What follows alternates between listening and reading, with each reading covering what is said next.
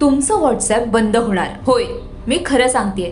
कारण मेटा कंपनीकडून समोर आलेल्या माहितीनुसार अवघ्या काही दिवसात व्हॉट्सॲप बंद केला जाणार आहे. तुमचंही व्हॉट्सॲप बंद होणार आहे की नाही हे पाहण्यासाठी हा व्हिडिओ शेवटपर्यंत पहा. पुढील वर्षाच्या सुरुवातीपासून म्हणजेच 1 जानेवारीपासून लाखो अँड्रॉइड फोन्सवर व्हॉट्सॲप काम करणं बंद करणार आहे. व्हॉट्सॲपची मूळ कंपनी मेटाने याबाबतची माहिती दिली आहे. मेटाच्या मालकीचे व्हॉट्सॲप हे जुनी ऑपरेटिंग सिस्टीम असलेल्या अँड्रॉइड फोनसाठी सपोर्ट बंद करतंय.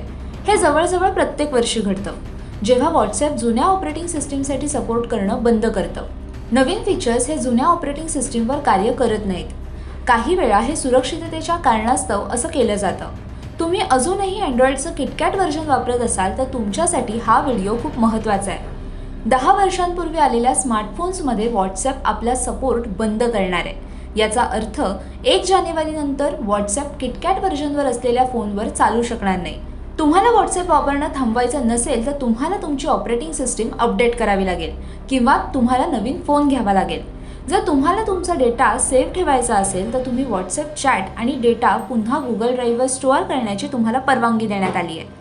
जर तुमचा स्मार्टफोन हा सॅमसंग, LG, सोनी आणि HTC या लोकप्रिय स्मार्टफोनपैकी असेल तर तुम्ही 1 जानेवारी 2025 पूर्वी तुमचा व्हॉट्सॲप बॅकअप घेऊन ठेवणं गरजेचं आहे. अन्यथा तुमचा व्हॉट्सॲप डेटा हा कायमचा हटवला जाईल. ग्राफिक्सच्या माध्यमातून पाहूया कोणत्या फोनवरती व्हॉट्सॲप चालणार नाही.